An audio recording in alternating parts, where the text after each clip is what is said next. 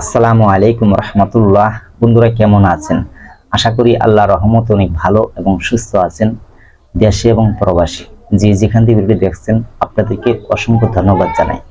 আজকে আমি এমন একটি ভিডিও নিয়ে হাজির হয়েছি যে যারা নাকি কবিরাজি শিখতে চান বা এই কবিরাজি কিছু গোপন কথা রয়েছে, যে কবিরাজি শিক্ষার গোপন বিশেষ কিছু কথা বলবো, যে এই কথাটি আপনি যদি জানতে পারেন বা শিখতে পারেন তাহলে আপনি কবিরাজি করতে পারবেন বা কবিরাজি শিখতে পারবেন।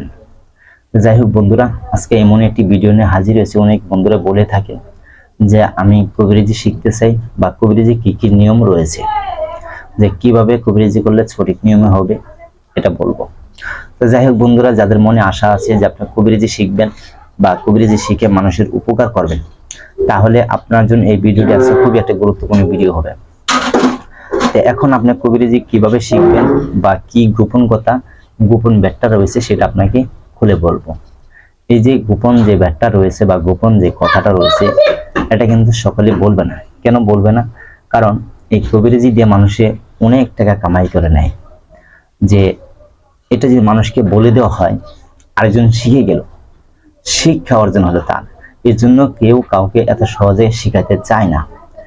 এখন আপনি বলতে পারেন যে আমি কেন মানুষকে শিখাই?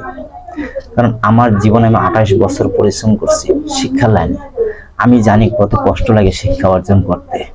কেউ এত সহজে শিক্ষা দেন, আমার জীবনে কম করে 2 থেকে 300 উস্তাদি বেঁচে করছি, কেউ আমাকে শিক্ষা দেয় না।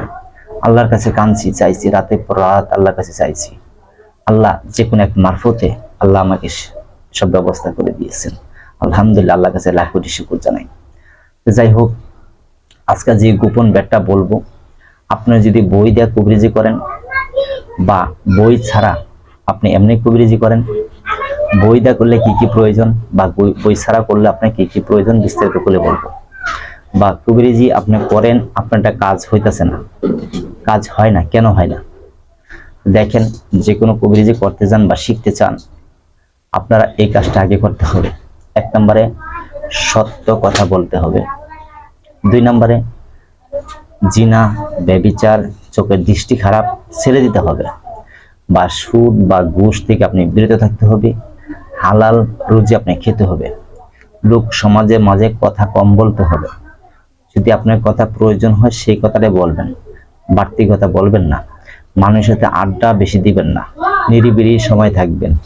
বেশিরভাগই আল্লাহর প্রতি বিশ্বাস একিন রাখবেন, আর মনে মনে আল্লাহর জিকির বসায় রাখবেন। এরকম দিন বা খেয়াল আপনার থাকতে হবে।